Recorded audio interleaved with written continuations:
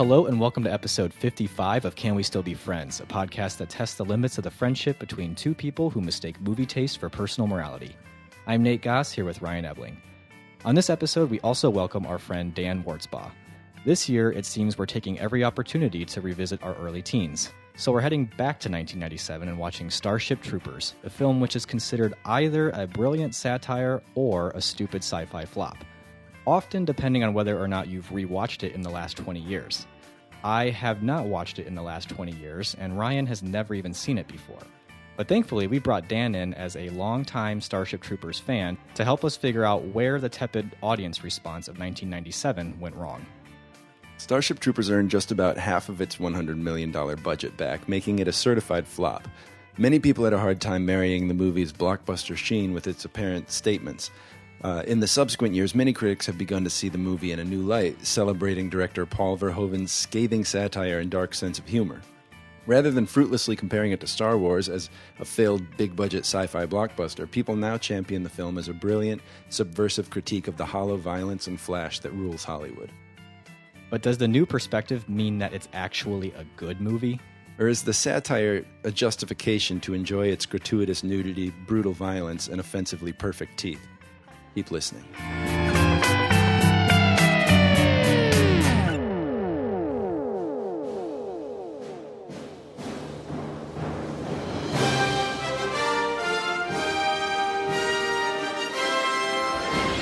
Young people from all over the globe are joining up to fight for the future. I'm doing my part.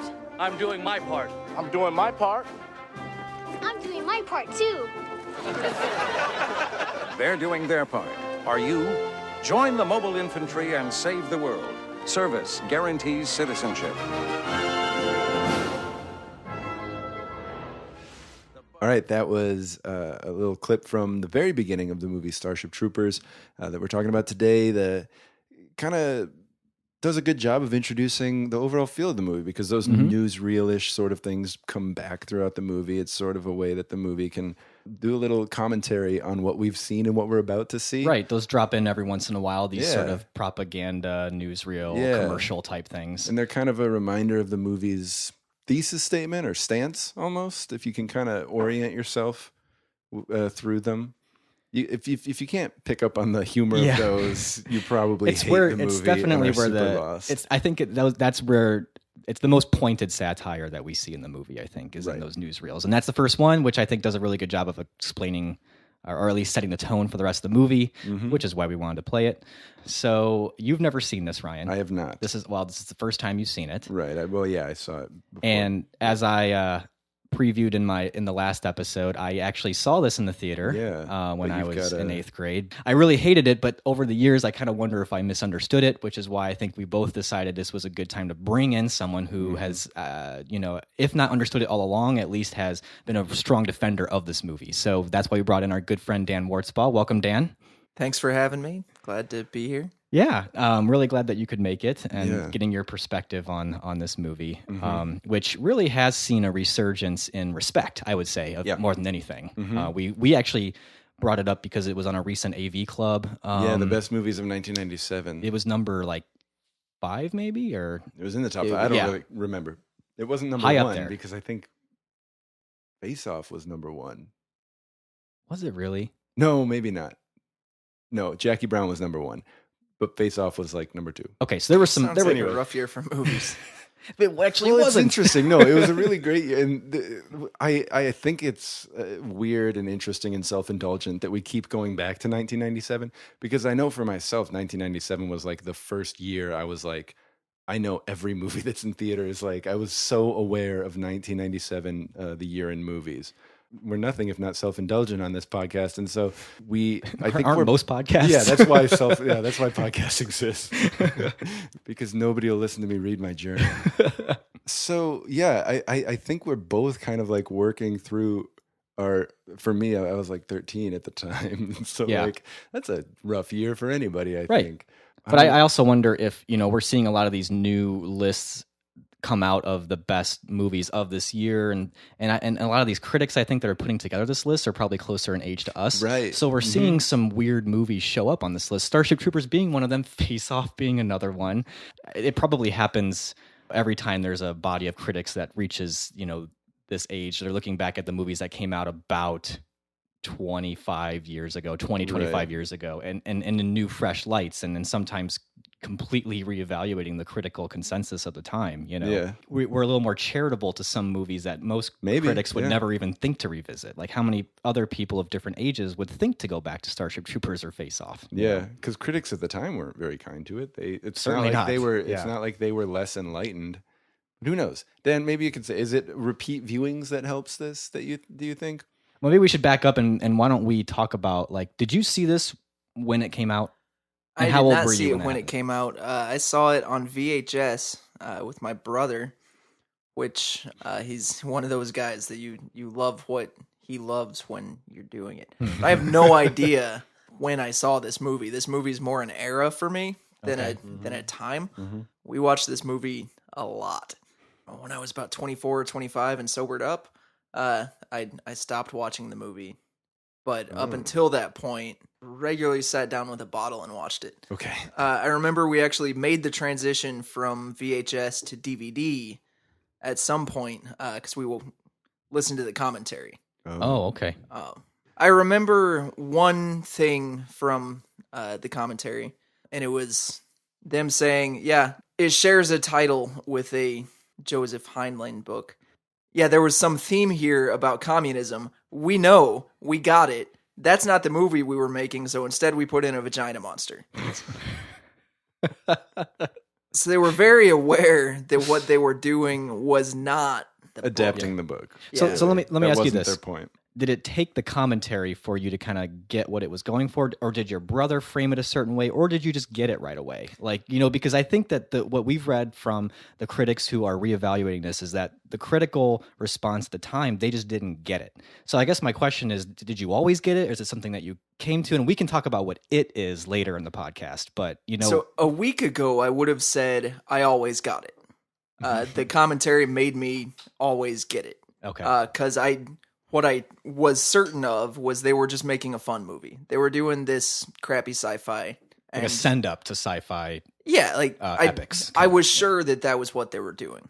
I don't want to tip my hat too soon here. Okay, well then don't. Yeah, that's fine. Yeah, you can keep it. Let's just stick to the formula here for Can We Still Be Friends? And, Ryan, obviously you don't have a star rating because you haven't seen this. Right. Let me ask you, did you not see it because you just never felt a need to after the critical response and no one was really talking about it? Or? Yeah, well, I was 13 when it came out, and all anybody talked about was how much nudity there was. Mm-hmm. So no friggin' way my parents are going to let me see that. And by the time I was old enough to be allowed in my household to see it, there was no talk that made it an appealing movie to see. Right. So back to you, Dan. So not including the rewatch, what would have been your star rating for Starship Troopers out of 5? This would have been definitely a 5-star. Okay. It was and is in my top 5 movies. Of all time. I love this Really? movie. Wow, we got the right Wow. person on this podcast. Yeah. I mean, I actually saw this movie opening weekend when it came out in theaters. I was in 8th grade. I was 14. And, I think that what may have made people misunderstand the movie was everything leading up to the movie. Like the trailer did not really tip off what this movie was doing at all. The trailer made it look like it was going to be another sort of Independence Day style, action, alien, shoot 'em up movie. And that's what I was so psyched about. Me and my buddy were so psyched to go see an alien invasion movie, basically. And I suppose it delivers on that. But to me, the cheesiness of it was the cheesiness of it. I thought it was a cheesy movie. Right. And I remember this at the time, there's a little bit of cool bug violence at the beginning, but then you really sit through a lot before you actually get to anything like that again. Now, if you get the movie, obviously it's doing a lot of other stuff in there, but as an 8th grader, first of all, it was cheesy, and second of all, it was boring because I just felt like I had to wait so long to actually see some bug battles. And then it just kind of does them the end, so we were just like, what was that? Add on to that, this is my awkward experience I alluded to in the past, which has nothing to do with the movie, but I had this so maybe I'll put it as a podcast extra at the end if people want to hear it. This is my journal again, but I want to hear it. I want to hear it. It's nowhere near even as good as your Titanic story, actually. Okay. But the gist of it is that I was at an age where we really wanted to go see this movie, but we really didn't want to see it with our parents. Like we wanted that independence. Like I wanted to watch it with my buddies, basically.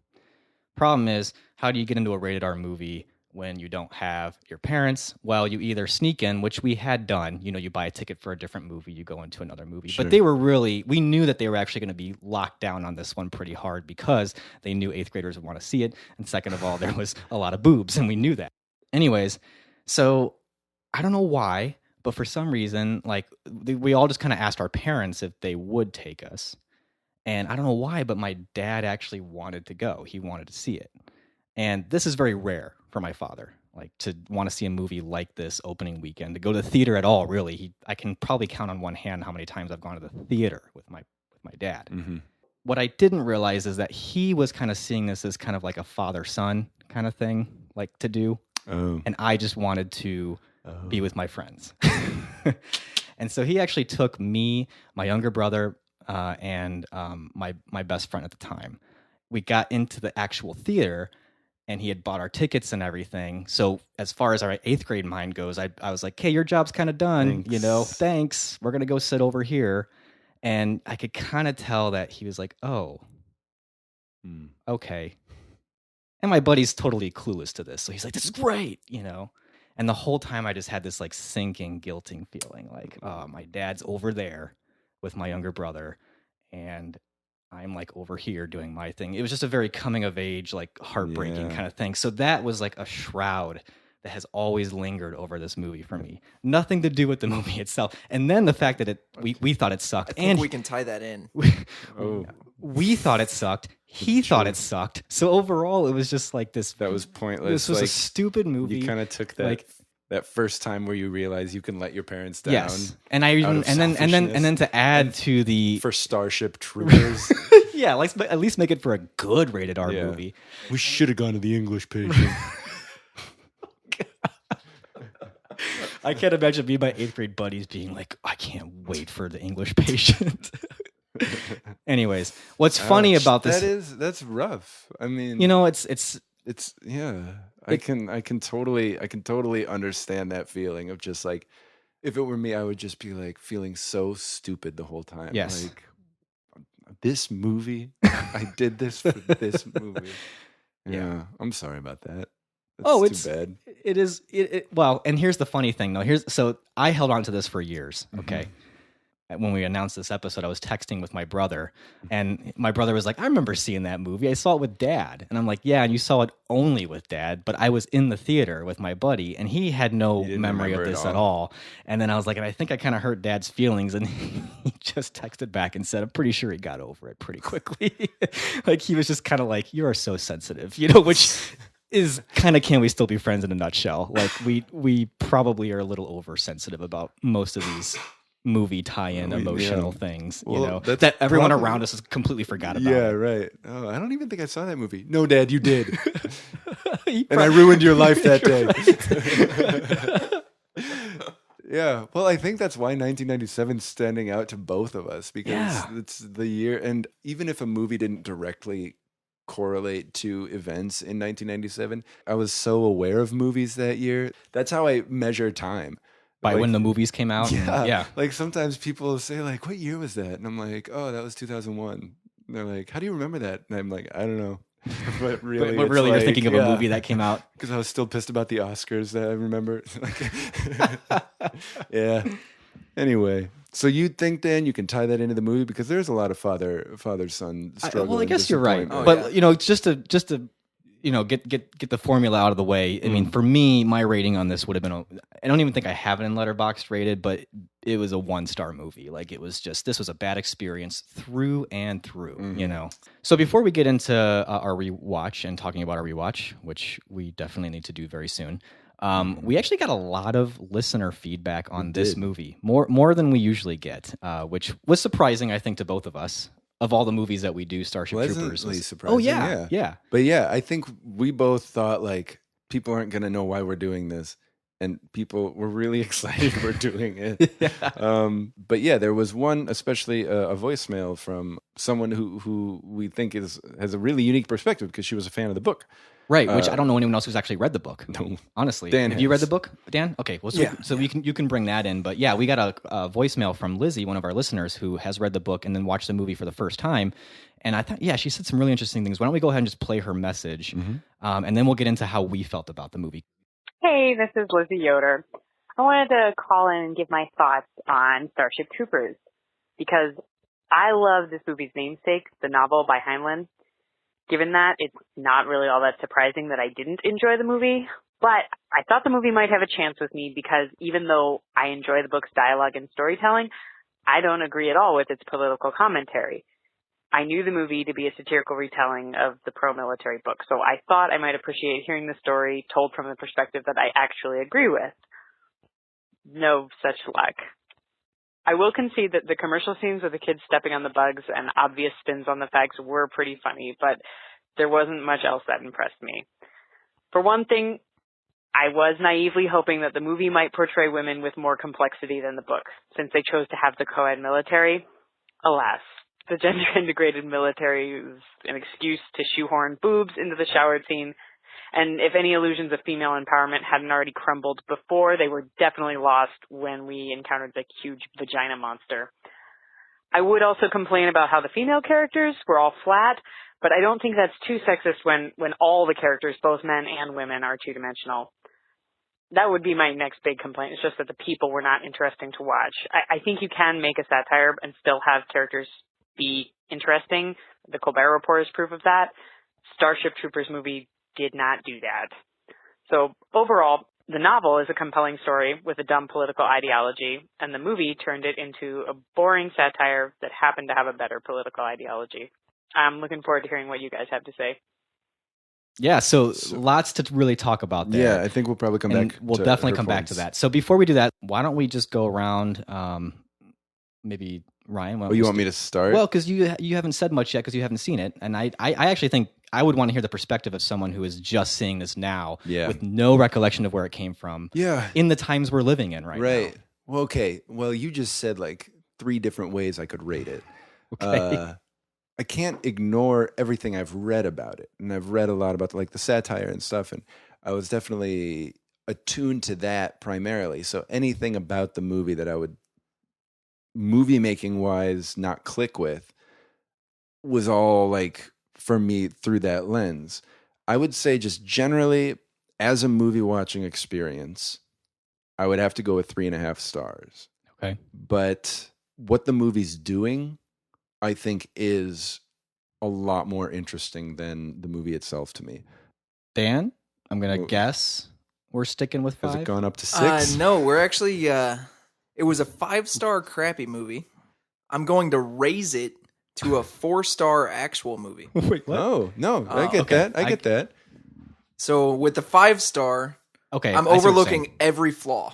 I don't care. I just love the hell out of this movie. Okay. Right. It's in your DNA. Like, Yeah. this is part of And who you are. like the flaws that I saw were part of what made it a 5-star. I got Now I you. don't really see those flaws anymore. It's a completely different movie.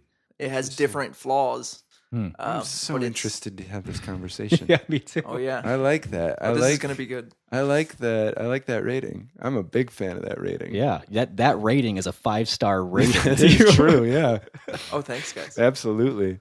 I think I can kind of do the same thing, but end up totally on the opposite end of the spectrum rating wise. Like, I'll just put it this way: it helped to know what this movie was doing compared to my 8th grade self. That certainly helped me to figure out how I should feel about the movie and feel like I'm actually getting it this time. And I think before we move on, we should all acknowledge that we all understand to a degree that this movie is not to be taken at face value. It is Right. being cheesy on purpose. We all know that, right? We can acknowledge that. So it's not that any of us don't really get it. As I think we saw when I read old critics who just really didn't get it. Like, they just saw it as a cheesy sci-fi movie. Yeah. And so I think we are coming at it a little differently in understanding that to be intentional. And another thing that I kept seeing from old critics, which in hindsight seems completely unfair is that so many of them were like, it's no Star Wars. Right. Which is dumb, but that was the year that Star Wars was re-released in the theaters. So everybody had just seen Star Wars again in this new sort of way. And then what's Starship Troopers doing here? Yeah, that's true. This isn't their party. Now those critics are so stupid. Like it seems you so wouldn't even dumb. understand why they tied them together. Right. Yeah.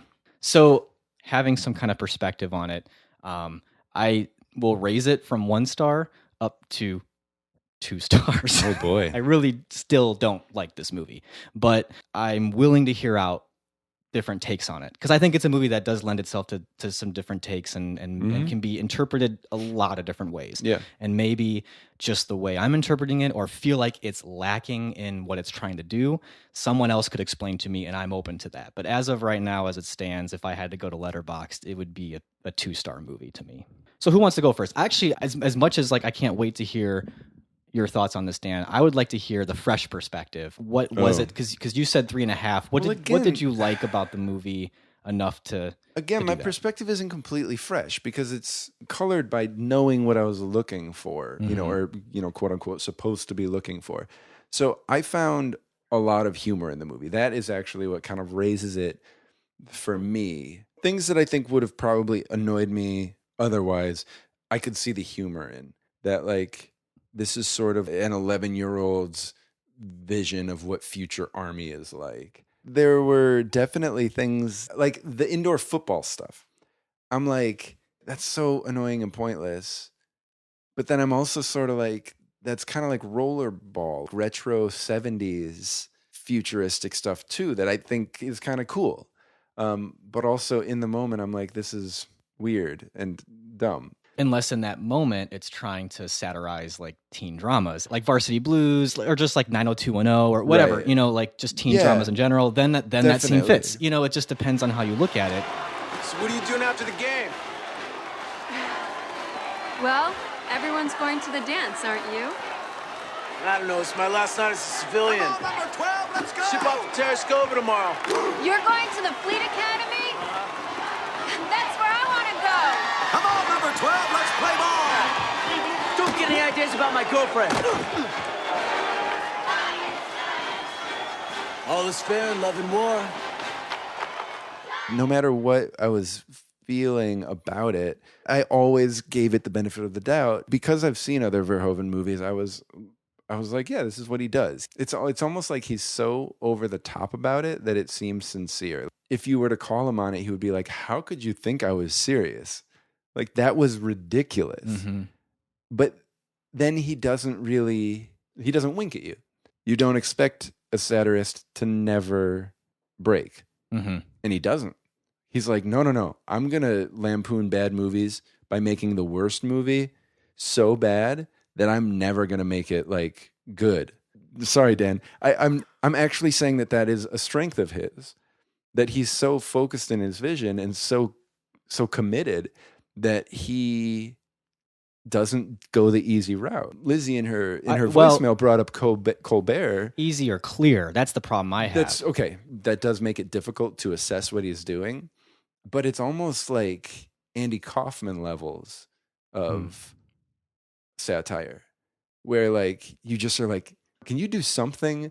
Can you have like a music, like put a song in here that tells me that you've got a level of taste, right? And I think he kind of tries to do that. Like he almost gives you that moment by putting "Fade Into You" in the movie by Mazzy Star, but then he's got this stupid jock fight set to the climax of "Fade Into You," and it's like, okay, you used a good song bad, like.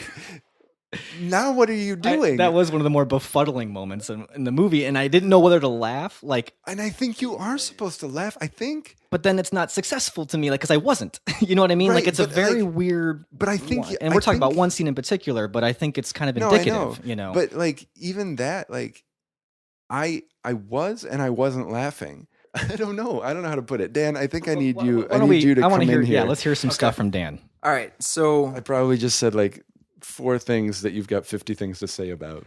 I'm gonna kind of back up. Most of my studying is Old Testament, right? So We should mention that you are actually going to school now to be a priest. Yeah. No one knows who you are, so. Right. You're a nobody, Dan. Yeah. So I love the Catholic Church and Starship Troopers. That's the two things. Doctor Who, but this is movies, not TV. Right. So there's a thing with reading scripture where if you read it a whole lot and then you start to learn about it, things just like click. They just make sense. Whereas on a first reading or even a second reading, you're not picking it up. And there's also a tendency to read in what you want, which I might be doing, but I'm going to make a case for it. But you've kind of done it the most pure way as far as you're describing it. You've watched the scriptures over and over and over and over again, and then have you read things from other people? I've read nothing about Starship Troopers. Really? Ever. Is it your study of the Bible that illuminated your reading of Starship Troopers? I don't know. Tell me at the end. So I had the opposite experience of Lizzie, where she said she's read the book like tons and watched the movie once and didn't really care for it. I watched the movie tons and thought maybe I should read the book. I read the book, didn't really care for it. So you're like the yin and the yang of Starship Troopers. Yeah. The Starship Troopers movie is not the Starship Troopers book. Well, yeah, and I gathered that from reading. Paul Verhoeven didn't even finish the book. Like, I don't know that the bugs are really even in the book. Maybe once. Yeah, I mean, I don't think they're. I don't know if you know, they're a pretty significant part of the movie. Yeah, they're. They're the only part that got my 8th grade self in the theater seat. Going back to what I think is the proper orthodox approach to Starship Troopers, you have to start by looking at the cast, which is Casper Van Diem, who is one of the 2 names we know from this movie because we don't remember anything else he was in. Right. Denise Richards, Doogie Howser, because he wasn't Neil Patrick Harris yet. Denise Richards has become like a personality more than like known for her acting. It's more like the celebrity. She's a celebrity now. And then Neil Patrick Harris, who at the time was Doogie Howser. Howser. Nobody but wasn't Doogie Howser. Like, wasn't anymore. Right. Certainly wasn't NPH, Right. So then you have, I don't know, the other girl, not known from anything else. Your next major person, other than Gary Busey's son, is Jeff from Saved by the Bell. Jeff from Saved by the Bell? Yeah. Is he the other pilot?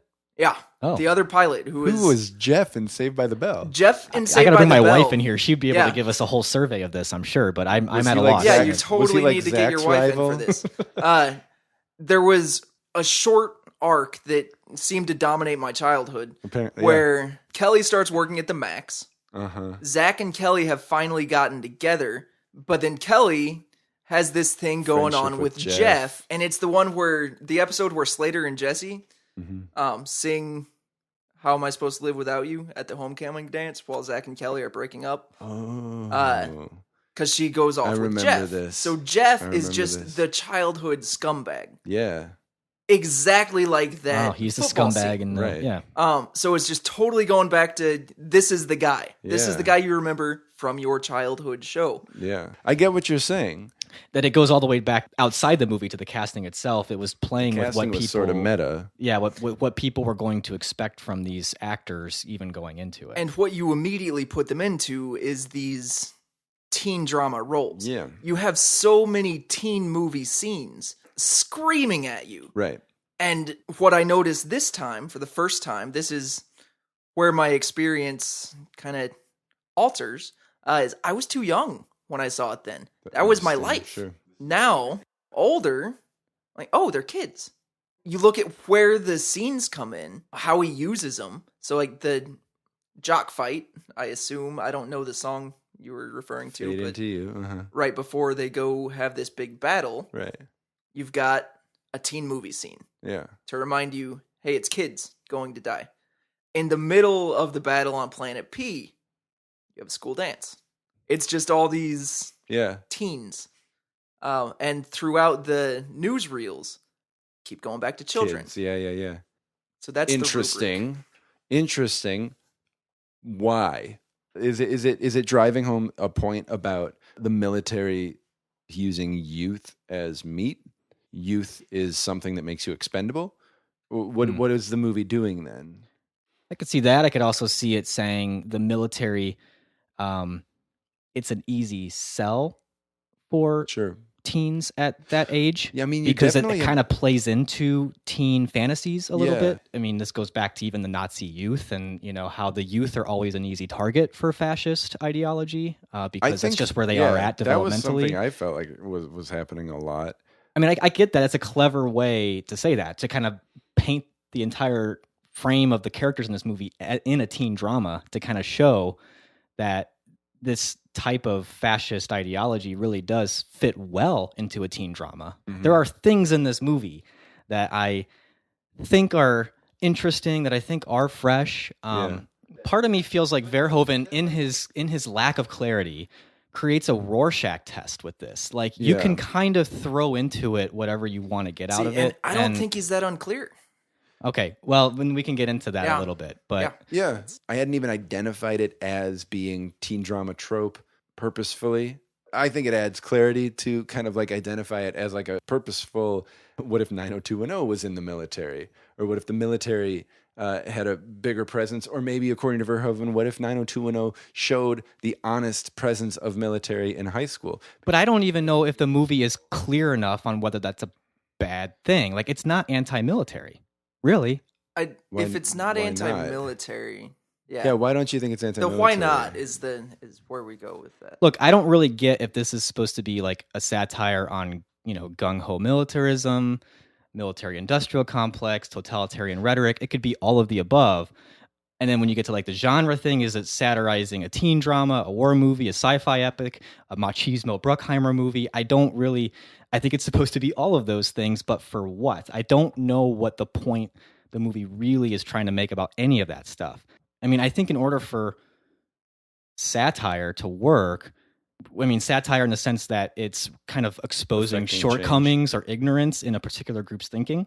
If you think of like a really well-written Onion headline, or Stephen Colbert, as Lizzie said, or even like the Ned Beatty speech in Network, or the Faye Dunaway character, the critique should be, I think, pretty laser sharp. And I don't really think it is. Like the propaganda commercials aside, those were great. I love those, the newsreel stuff, because I felt like it was actually pretty clear on what it was satirizing there. But I feel like everything else seems really muddled and sloppy in its delivery for whatever point it's trying to make. The fact that so few people got it doesn't make the movie light years ahead of its time. I mean, there were anti-fascist satires previous to Starship Troopers. Well, I think that plenty of people did get. I mean, maybe the reason so many people missed the point was because the point wasn't very well made. I mean, I don't think you can really say that it's anti-war when it really does still make those battle scenes pretty awesome for people who want to see that. So, whereas I think if a conservative watched Colbert, they'd be pissed off, or they'd be like, "Oh, this is stuff I've never thought of before." Like, I don't feel like it's really all that laser sharp in anything it's doing. So I think it's not laser sharp in doing any of those things that you just named, which it isn't doing. Okay, then enlighten me here. If it's satirizing anything directly, I think it's probably how we think about war. And I think what I heard you saying was it's satirizing fascism. Well, why is he going to satirize fascism in the 90s? We don't have any fascists in the 90s. No, I think he was trying to point out that maybe America's more fascist than you realize. I think that's it. So let me give you some data points, Nate. Okay. So you've got probably the loudest is the newsreel right at the beginning of the war. Would you like to know more? Federal scientists struggle to explain the intelligent military actions of the arachnids. When a colony reaches a certain size, 300 generations or something, it gets smarter. Insects with intelligence? Have you ever met one? I can't believe I am hearing this nonsense. You just this wait is the most a ridiculous moment. conversation I have ever had. There is some kind of bug that we haven't seen yet. A leadership caste, a hive brain. Brain bugs? Frankly, I find the idea of a bug that thinks offensive. When we are in wars, and think about this was pre 9/11. But let me just say, you said you didn't think the movie was like ahead of its time. I think the fact that this movie was made before 9/11 is like shocking because it's so analogous to that. Anyway, but it's also possible that we're watching it through a post 9/11 lens. But you still had those ideas of the other is not like us. I'm not going to even think of how they are like us. I'm going to support the bombing of Kosovo. I don't care that I'm killing children. Well, if you felt like the bugs had children, it doesn't even do a good job of like humanizing in an anthropomorphic sense. I understand they're bugs, but it doesn't do that ever. So it never, in that scene right you know after, what I mean? Like, and also I don't think it can be fully anti-war because it still likes the military too much. It really does like that camaraderie, that like feeling of them bonding, and that's a good thing to be valued. The guy who loses everyone, the guy who descends into hell, who kills his mentor, who smiles at every dead man's boots promotion he gets. That's the military that it supports? Yeah, I wrote in my notes that the portrayal of the infantry I thought was really tragic, because I felt like rather than saying that the military fostered camaraderie, I thought it was saying more that the military capitalizes on camaraderie to get people to do things that they wouldn't normally do, that any reasonable person would say, this is stupid. But they foster this camaraderie around an idea of the other, of this violence, of this, if you don't kill for the person next to you, how can you say you're for that person? When we've seen them develop this camaraderie through that dumb sport, through being classmates, through all these other ways. I found the camaraderie and then the death actually a very tragic part of this movie. I thought it was saying that the military ruined that and used it against young people rather than saying, like, isn't this something that the military can offer people who don't have anything else? I guess I don't know that the tragedy ever really hit me. Like nothing emotionally hit me in this movie at all. Here's what's I difficult feel like about the movie. You can't have it both ways. You can't satirize a teen drama with one-dimensional characters, but then also want you to feel for those people when they get hurt. I actually laughed when she died. I laughed when she said, I finally got to have you. Johnny, I'm dying. I'm dying. No. You're gonna be all right, Diz. It's all right. Because I got to have you.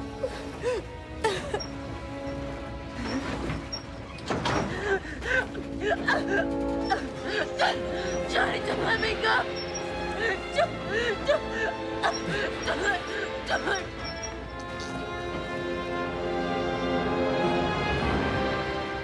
So I think for that to matter, you've got to start from where Rico starts. Rico and Denise Richards, whatever, Carmen? Yes. Yeah. When they split up, you have him starting with, I love you. Like, trying to get her to say it. By the time you get to Dizzy, where he's already begun his descent, she's the one saying it, and he won't say it. You're seeing this descent. It's kind of losing emotional touch. Yeah. And you have the same sort of relationship with his mentor. This, I think, is important. This is where I see the satire come through most clearly, if we even call it satire. That might be the wrong word. But then what? Well, if it's not satire and you're supposed to laugh, and like I don't get it. I don't get what didn't you're laugh. Yeah. Like there were times where I was close to crying. The movie wants you to laugh in a lot of places. I think where the movie invites you to laugh more often, if I'm reflecting on it, is that the military and society's mindset rather than the characters who are buying into it. I think that succeeds. I think in a way the characters seem one-dimensional because we're like, why are you making that choice? And the satire comes in the way that it exaggerates the lies of society and the military in the movie. And the over-the-top, like the soldiers just handing out handfuls of bullets to children. Yeah, that was funny. I got that. That's where I liked it. Listen. And so, like, that's supposed to be like where it's funny. Where the movie is dangerous and risky in losing people is that it doesn't do the same over-the-topness with how clear it is that the people are making these choices because they've been lied to, because they've been duped. I think the movie is requiring you to be thinking several levels. And they did it by making a dumb movie. And that might sound like a cop-out. It might sound like I'm making too many apologies for the movie. But here's what I see is that as we watch these characters and say, that's a dumb choice, why would they make that? I think the movie and Paul Verhoeven are sort of saying, yeah, why would they? And then you look at it and you say, because they've been told that that's the way you act. They've been told that's the way men act. That they've been told that's the way a citizen acts. That's the way a soldier acts. And you see this as people who have been lied to. and they die for that. The people who lied to them don't care that they died. So by putting it in these very familiar teen drama, like these lenses where Hollywood and TV have made us not care about people except for how they are as entertainment value, we are invited to dehumanize characters, just like the military dehumanizes soldiers and causes people to willfully dehumanize themselves. That all might sound super highfalutin for a movie like this, but I genuinely believe that that is where the movie does succeed in what it's doing. It's all just dumb, and the satire, like you look at those moments and say, well, I wasn't laughing there. Like maybe you weren't supposed to be laughing there. Maybe you weren't supposed to be crying, but you were supposed to maybe be thinking, what is actually happening here? And that's why I say like the camaraderie was tragic. It wasn't a rally around how great this camaraderie is. I don't think that there is a point in the movie where anybody benefits from the military. It depends on your mindset. Yeah, I know. Because that's your mindset. You tend to basically feel that way about war in the military. I think someone who's very pro-military would watch the same movie and would not be challenged by those notions in this movie. I mean, it ends with them being promoted and being shined on, being shown. They're in the newsreel at the end. They'll keep fighting and they'll win. Yeah. I actually was entirely with this movie until they started battling the bugs. And then I was kind of like, you can't be making all these points and then still want me to get thrills out of this. I didn't. You can't the thrills. Maybe you didn't, but I did. Even as an 8th grader, I did. Like I still liked watching the battles and the special effects and seeing how they were going to battle this bug. Like, okay, so either you can't have it both ways, or he's making an even bigger point about challenging you as a viewer. I like, think hey, he is. can't. I just really do think he is. But I feel like where I kind of feel like you can't be surprised if most of the audience is just very confused at that point. I don't think he was surprised. I think he knows what his movies do to people. I have a hard time seeing the point when you're trying to make certain points and you go to a certain degree where you already know most people aren't going to get it. Like, it just seems very condescending to me in a way. And we had one listener who frequently chimes into the podcast, and I love it when he does. Eric is, and he had a lot more to say, but one of the things I kind of want to highlight that he pointed out, because it really did encapsulate some of my feelings about this. He said, I'm not really sure which ideas in this movie are the important ones. Seeing this movie as an adult, it's clear there's satire, but I'm not confident I know where it is, and that makes me feel like I'm not smart enough. The wanton brutality toward the brain bug in the lab during the outro and resemblance of its facial orifice to a vagina, what does it mean? What is it telling me? It's telling me get your mind out of the gutter, I guess. Somehow I want to say this movie is a critique of American ignorance, probably most clearly expressed in the debate between the two pundits, where the one pundit is offended by the idea of a bug that can think. There's a lot of other stuff in there, but he ends up by saying, I'm sorry, this email is kind of a mess, but the movie is kind of a mess too. I'd rather write something concise and biting, but hey, not this time. I thought it was concise and biting. He wrote again, he kind of thought about it for a while, and I guess, and said, thinking about this movie a little more and reading some on the internet, it's clear to me now that the victory at the end of the film is intended to be hollow. And I think for me, that's what's happened. The more I think about it, the more the things that felt like, well, that doesn't make sense. It's not supposed to make sense because the larger point is that societal thing. I get it that it can seem very condescending, that he's going to make a movie that invites that kind of viewer, that kind of mindless viewer.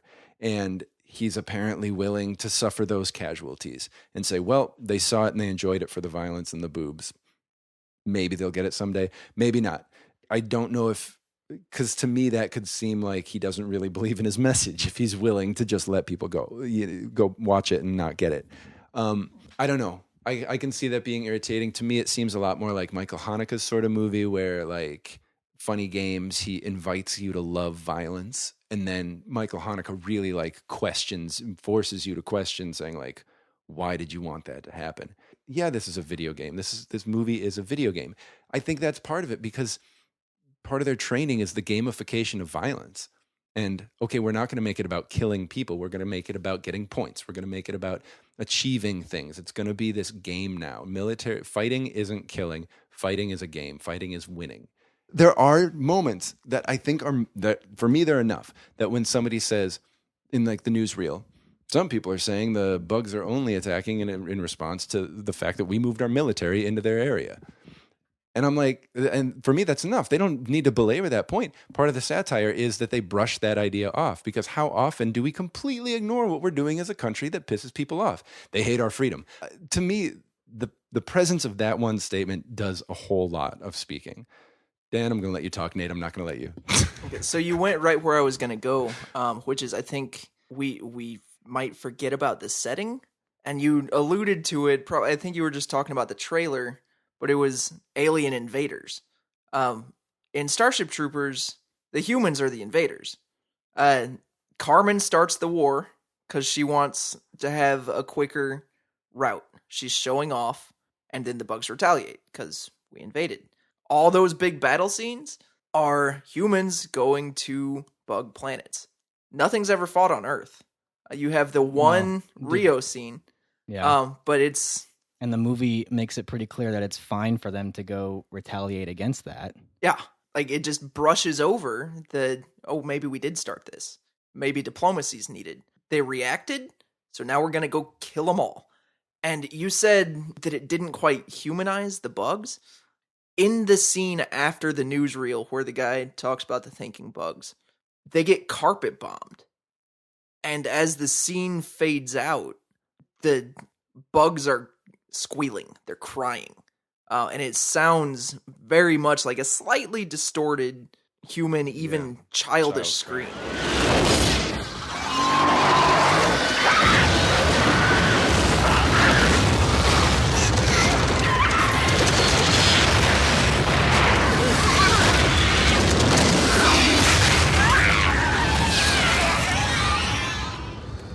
This movie achieves what Inglourious Bastards didn't try to do and made me hate it. It's hey, when we do the same thing, we're not better than them. Mm-hmm. It's the same.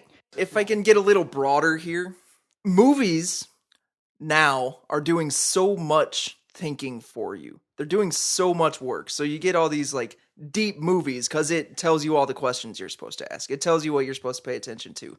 What Starship Troopers does, it just tells the story. So pay attention, and if you watch the movie and listen to what's said, then you can follow it. But we're not going to tell it to you 15 times. We got other things to do. There's boobs to show. But I think the fact that we start with a newsreel, that the point of view that we're getting clearly throughout the movie is the Federal News Network. We as viewers need to be aware that that is where we're getting our information. There's no clear point that we're getting the truth, because we're only ever hearing from military people, except for the moment where the one pundit says something about them thinking. I remember that part. And the one part where the reporter says people wonder whether or not bugs are doing this. If I can jump in on your side, Nate.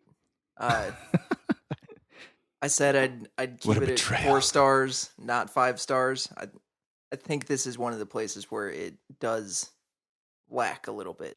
It doesn't make some of these things clear enough to actually communicate something.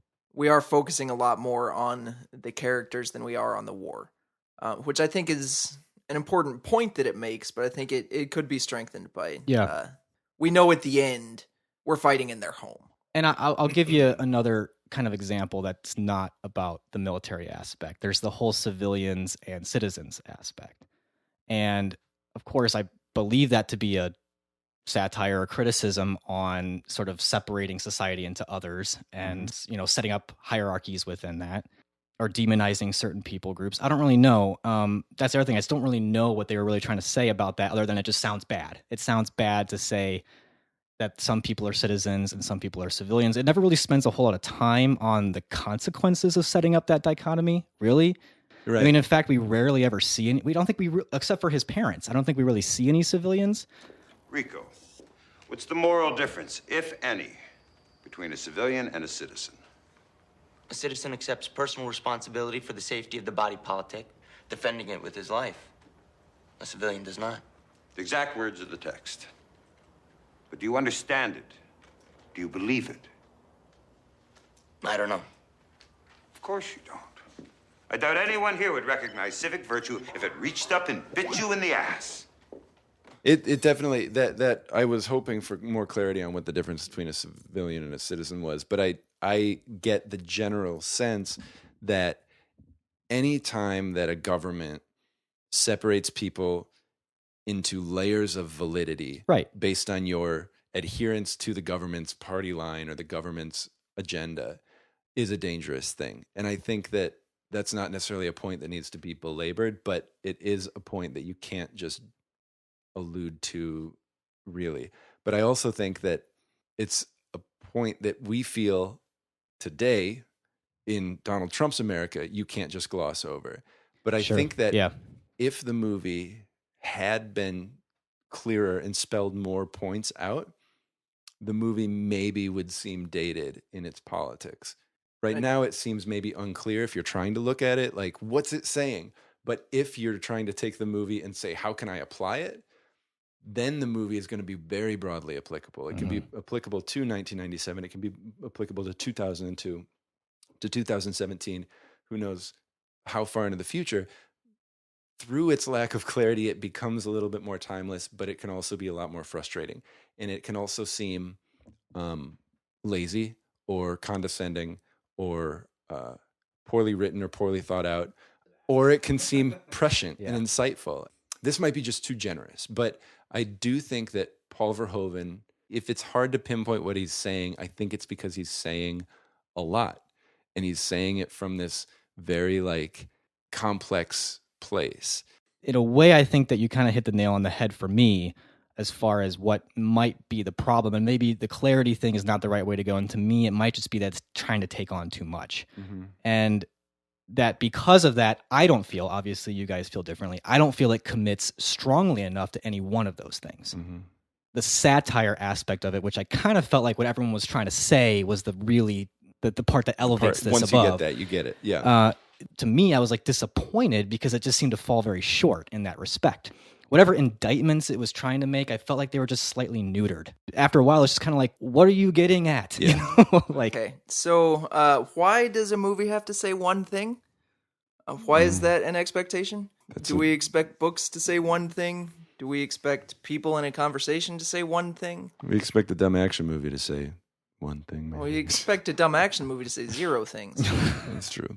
But, well, say one thing might not have been the best way to put it. I think maybe have one point of view. A clearer thesis. Yeah, would be a better way to say it. Like within that point of view, say many things, I guess. So what we have in like many war movies is a glorification of war. I don't think it's possible to say that this movie glorifies war, which kind of removes it from other war action movies. We already have to treat it differently. If I can point out some of the themes, I guess. You have the decline of Rico. So he becomes dehumanized. He kills his mentor. Right. He loses the person. He hasn't admitted that he loves her, but he at least slept with her. And she dies. And in the classic, like, it was just like perfect film noir every time they call him Johnny. She just nailed it. Oh, Johnny. So you have his descent. And even like they run friends forever through the whole thing, which is major 90s teen movie thing. Till we get to the point where Doogie is yelling at his friends, like, sorry you guys had to die. This is more important than you. So you have the destruction of that theme. And it's sort of just the destructive power of war. And who are we destroying? We're destroying children. Yeah. And we're doing it by telling them, this is good. This is what a good citizen does. This is your civic responsibility. If you don't do this, you're inferior. Right. You become a citizen if you serve. You know, in the shower scene, they're talking about why they want to be citizens. Yeah. And that's interesting in itself. You know, the one who Definitely. wants to go into politics for sure. Wait, you have to listen to the dialogue in that scene? Well, we all have one thing in common. We were all stupid enough to sign up for mobile infantry. Breckenridge, what's your excuse? Oh, my family's all farmers. I hate farming. I mean, mobile infantry is like pure picnic by comparison. All right, so they grow them big and dumb on the farm planet, huh? And pretty. I like big. Jonathan, what about you? Oh, I'm going into politics, and, you gotta be a citizen for that, so here I am. You want some responsibility? Yeah. Shijumi, come on, let's keep it going. I got into Harvard. but my father says, forget it, it's going to cost an arm and a leg, you know? So, if I serve, Federation pays my way. I want to have babies. You know, it's a lot easier to get a license if you serve, so. I'm going career. Officer's training. All the way. Ah, future Sky Marshal. All right, Rico, your turn. Who asked you to be so nosy? What, I'm the bad guy? I'm going to be a writer, you know? A writer's got a right to be nosy. Hey, Flores, you know Rico from Buenos Aires. What's his story? Oh, he's here because of a girl.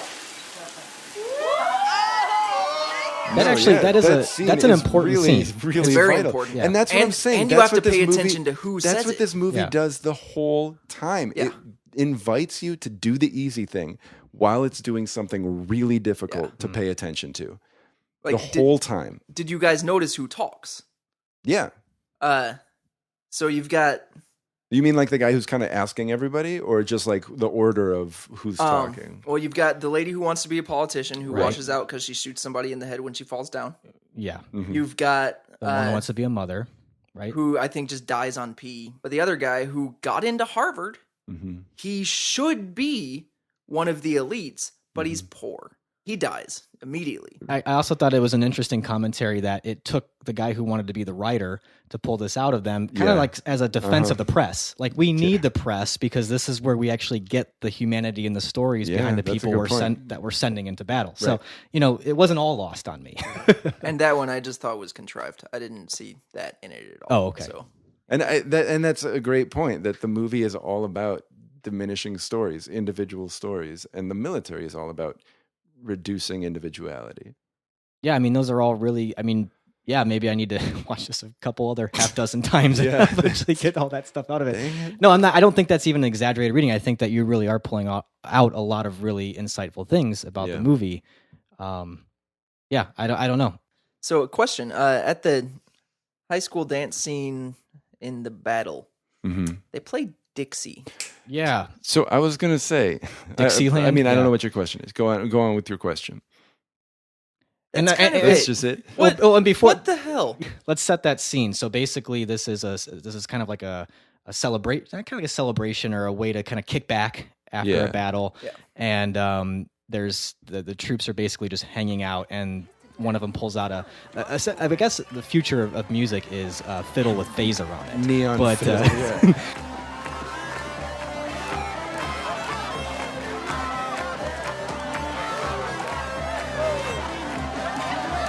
Rico, you once asked me for advice. Want some now? Yes, sir. Lieutenant. I noticed that too, and I don't really know what to make of it, although it's got to be saying something. You don't do that and not say something. Right. You know? I kept thinking of Ken Burns' Civil War. Yes, that's what I thought too. It sounds like it. The violin sounds like it. But also, Ken Burns' Civil War is like all people reading letters to their loved ones from the front. What to make of that? Are we adding a new message and he's blaming Ken Burns for the glorification of war masquerading as history? There was something I kind of picked up on.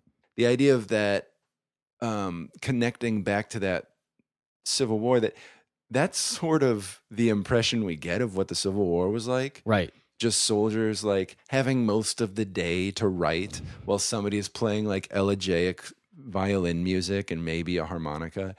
I felt like he was doing a couple times commenting on something masquerading as something else. And the honoring of history is actually sanitizing and a glorification of war. I mean, it would seem odd that he would be like, I'm really going to stick it to Ken Burns with this scene. But the idea that faith in the military, in the movie, the military is the way to fix things. The military is doing what's right. The military is going, and the faith in the military is very prevalent in this movie. I found that to be sort of analogous with the way that in America, you automatically have to respect anybody who served, respect anybody who fights. This belligerent, for lack of a better word, warmongering is masquerading as respecting the troops, you know, and this desire to have people never question or examine our military or our motives for fighting. I respect veterans. We need to honor them. We need to take care of them.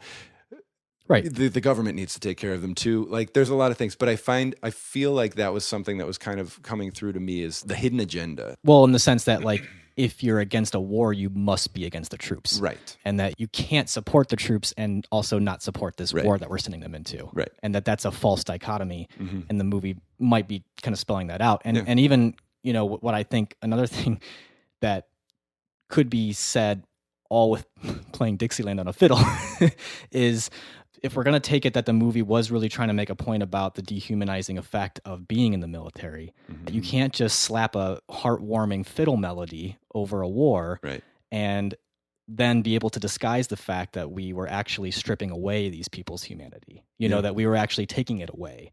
And also using a gentle song that represents the Confederacy. The Confederacy, yeah. Yeah, I think that the way he does everything else in this movie is basically shout a trope at you. Do everything about that trope. So what's the association with Dixie? Oh, the side that lost the war. The side that we all say is unjustified and inhuman. Mm-hmm. Maybe that's the point. Right. Maybe that's one of his clear but not clear. Yeah. Again, that's, we just pulled like 4 or 5 different which are all valid if that's what makes you, it's worth thinking about that stuff. Right. So there's value in that. Yeah. I will grant that it's impossible to watch this movie and not think about certain things, I guess, unless you're in 8th grade it's and possible. you don't, but I think if you're critically watching it and giving it a fair shake, it's pretty hard not to at least come away thinking about certain things. Yeah. And who knows? I mean, maybe this was a cleaner movie in the script. Maybe it wasn't. Maybe it's just the way it turned out. Maybe maybe it turned out exactly how he wanted it, and I'm just not clicking with it. Yeah. Even if all the thoughts are there and all the critiques are there, I don't know that it always does a really good job of executing what emotion you should feel towards them. I don't know if I'm laughing at all the times I'm supposed to be laughing. I'd say there could be a lack of control. I don't know if I'm really feeling what the movie wants me to feel as far as like sympathy towards certain characters. I feel like it was at my peripheral the whole time. Like I wasn't really on track with it, You and Kelsey are on the same page. As soon as the movie ended, Kelsey said, "I don't get that movie." And so, being a good movie snob, I started explaining it. And she said, "No, I get it. I don't get that movie. I am not gonna. I don't like it." And the correct response is actually, you need to watch it 12 more times. Not once. I totally sympathize with that. No, I get it. I don't like it. I just happen to. The more we talk about it, I'm liking it more and more. Yeah. What I do think that we need to talk about before we jump right into ratings is Lizzie did bring some stuff up about gender that I don't think we've talked about at all. True. Okay. That we can't just, and we are 3 men, and we're going to try to tackle what feminism looks like in this movie. Well, if the government's taught us anything, we are the most qualified people to talk about this. This is another area where I don't really know what the movie's trying to say. Mm-hmm. I do think it's saying something just with the fact of how co-ed it is. No man seems to be bothered by it or really even affected in any way by it. It's just the fact of the matter, in the society, women fight alongside men. I honestly don't think the movie's trying to say anything about gender. It's there. So it might not make any strong claims. I think that But it's certainly saying things about sexuality. I mean, you don't show boobs like that without saying something. Possibly saying something by doing what it did. Like, look at them showering together. That's really enlightened. It's almost an asexuality, which really lends itself to the context of the movie. This time around, not being 14, I did notice how not sexualized that scene actually is. Yeah. Like, with the exception of Dizzy, when the women are talking, they don't show their breasts. And then when they show Dizzy and she says he's here because of a girl, it's showing her breasts. It's also just a longer shot. I think I know it's not accidental. Whatever. I don't think it's accidental. I don't really know what to make of it, which again is kind of like where I'm like, okay, what are you saying here? But I do think, there is something trying to be said there, and I don't know what it is. Other than maybe that Dizzy is an objectified character in the movie, period. Like later on, she kind of just is his sexual. I mean, he's objective. Her. Yeah, he's uses her. Yeah, I mean, it's possible. Is it important? I don't know. Well, I think it's important because so many people's memory of this movie is the boobs, and I know, which is only 2 scenes, by the way. Of the feedback we got about Starship Troopers, a good quarter of it had to mention the boobs. How many movies have we done in this podcast that do show boobs, and we don't talk about it, or we don't really feel like it needs to be mentioned, or it's not really something that we think about? So part of it may be because when it first came out and we were all 13, and that was all anybody talked about. The whole shower scene could have been shot from above, and it didn't have to be a shower scene. They could have had that conversation in the cafeteria, but it was that way. So there has to be a point. I think you're right. They're like, is it just showing everybody's equal? That's the scene where we're finally understanding them as people. That's where we're understanding their motives. That's the only time we ever hear anything outside of infantry. Right. And there may be just some very blatant symbolism to them being naked. This is who they are. We're seeing them together. And then also, I think that there is that idea of inviting the viewer to do something that would come natural to a weak viewer and miss the point. Are you going to focus on the boobs? Are you going to look for whose boobs you can see or whose butt you can see? Or are you going to listen to them? Are you going to see that we're finally meeting these people as individuals, or are you going to get upset that I was showing you all these boobs? And that also makes sense for why Dizzy's the only one whose breasts we actually see. Well, you see a lot of background when she's talking. Yeah, there's a lot of background boob, but when the women are talking, she's the only of the 3. You only see her breasts while she's talking. But she's also only talking about Johnny, right? Yeah. Her speech is Johnny came for a girl. Was it you? And she says nothing. She's in love with Johnny the whole time. She's the most vulnerable of all the people who are talking. Interesting. But also the most cryptic. She doesn't actually say anything about herself. We don't get why she's there, even though we know it's for Johnny. She's the least individual. Like, she's his sex object eventually. But she's the Katharine Hepburn. She's the 40s noir woman. She hits that hard throughout the movie. And how are they portrayed? That's all they were. Yeah. Sex objects. Okay, so when we look at the way women are portrayed in this movie, they're either, just fighting alongside, matter of fact, or they're naked, or we also have to deal with the monster that's the big vagina, which is definitely big vagina and the big penis. Nobody brought that up. It's phallic and vaginal. I don't know why that's important, but it is. Nobody's bringing that up. Yeah. Nobody talks about the penis. Nobody cares about the penis, right? Maybe someone needs to just call in who has a better viewpoint on what this movie's doing with gender. I genuinely think we came up with a plausible reason for the nudity in the shower scene. I did, at least. Oh, I'm buying it. We've talked for, I think, longer than we've ever talked. Your rating hasn't moved, I would assume, Nate. Well, I don't know. You brought out a couple details that I think I missed. Here's the thing. Okay, so how do you rate this movie? Did I enjoy it? Not really. Did it make me think? It made me think a lot. It got me kind of disappointed, and then you guys got me thinking even more. So, in what way do I rate this movie? Yeah. 2 stars is my enjoyment of this movie. Like, I didn't really enjoy it. I don't really ever want to watch it again. And yet, I have reflected on it more than I would most movies that I would give 2 stars. Do you know what I mean? Like, yes. I've reflected and thought about it more than most movies, which I would just sort of discard and say, what a piece of garbage movie. I don't need to think about that one anymore. So I don't know. I think for that reason, I could see bumping it up to a 3-star movie. This is more of a I'm just really confused about how I feel about this movie. So did yours bump up? I feel like I heard a couple times you felt like you bumped it up, but yeah, it's I would be solidly at 4.5, but I hate Denise Richards, so I can't. As an actress, I never want to see any movie she's in ever. So you're still at 4. 4.5. Oh, 4.5. But Denise Richards keeps you from 5. Okay. Yeah. If it was still a terrible movie, it'd still be 5. But now I think it's a very good movie, so I have to knock it down for Denise Richards. So, wow, she's got a lot of power over you. All right. I might be exaggerating. There are. I understand your conflicting feelings, Nate, because as a movie that I enjoyed, I wouldn't bump it up. I would keep it at 3.5, maybe even 3, because my 3.5 was still taking into account the ideas of it. On its discussability and dissectability, and the serious enjoyment I get out of talking about it, I would honestly put it 4.5, 5. Like, just like, I really do enjoy talking about this movie, and I really do enjoy what it's doing and how it's doing it. So I'm gonna split the difference.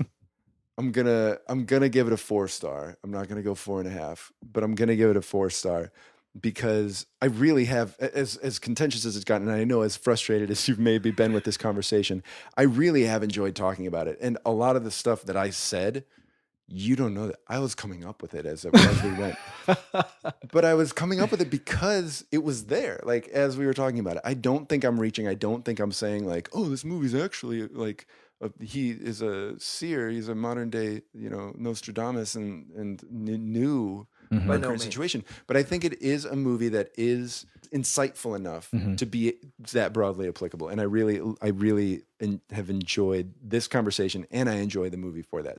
All right. But I feel like even with movement up for you, that we're still complicated here. Well, yeah, because I don't think mutual understanding has even happened yet. Well, yeah, because I mean, the truth is, we've talked this movie to death. I feel like if we were to keep talking about it, we could get into even. I could keep going, right? But and so could I, and I don't know that it would change anything. Dan and I think we're best buds on this. Oh yeah. You guys getting closer all the time. The longer we talk. So you guys are best buds, and I'm the outcast here. I'm the.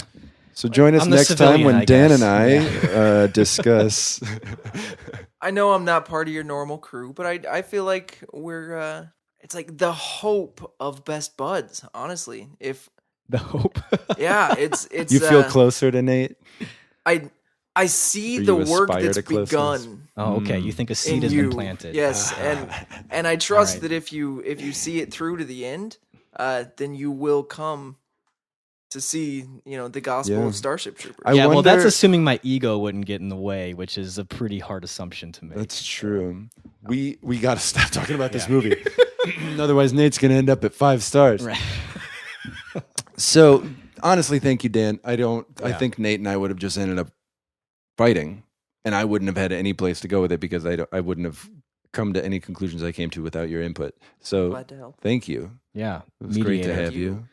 We already had a lot of feedback before the episode from listeners, but I think that I would love to hear if those same listeners that were just as impassioned beforehand, if they listened to this and got even more angry or grew even more furious in their passion for it. Right. I don't know. So let us know. But before we roll out all the different ways you can contact us, why don't we discuss what we're going to be talking about in our next episode? Well, Halloween is coming up. So we're doing our 4th annual holiday spooktacular. Ooh, I like that. You didn't just say Halloween. You said holiday spooktacular. Right. I appreciate that. Our All Saints Day spooktacular. Boy, do we have a trick or treat for you. We are going to be watching a movie celebrating its 35th anniversary this year. John Carpenter's The Thing. Yeah. Which, unlike previous holiday spooktaculars, we've both seen. Usually we try to fill in some sort of gap. I haven't seen it in a long time, but still, it's perfect for the thrills and spills. Oh, spills and chills. Right. And kills, maybe? Some I'm kills very clumsy, Some so dills? I'm constantly spilling things. Drills and hills. Mm-hmm. Pills. Well. Mills. There's a lot that rhymes. A lot of stuff. 'Tis the season, as they say.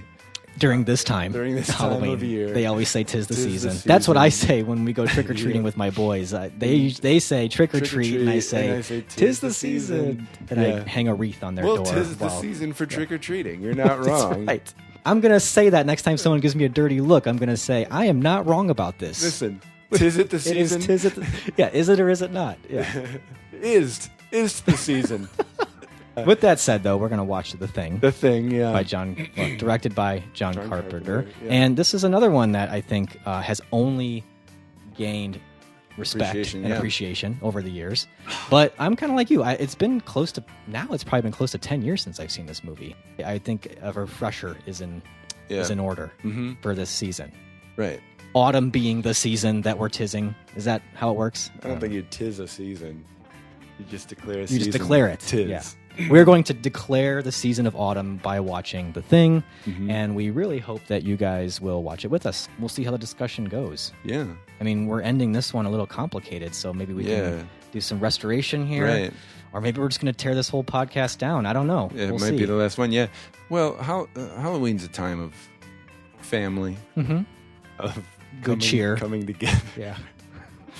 Right, of reconciling. And blood. And that's always a celebration of that. That is the tails to reconciliation's heads. Oh. Two sides of the same coin. Right.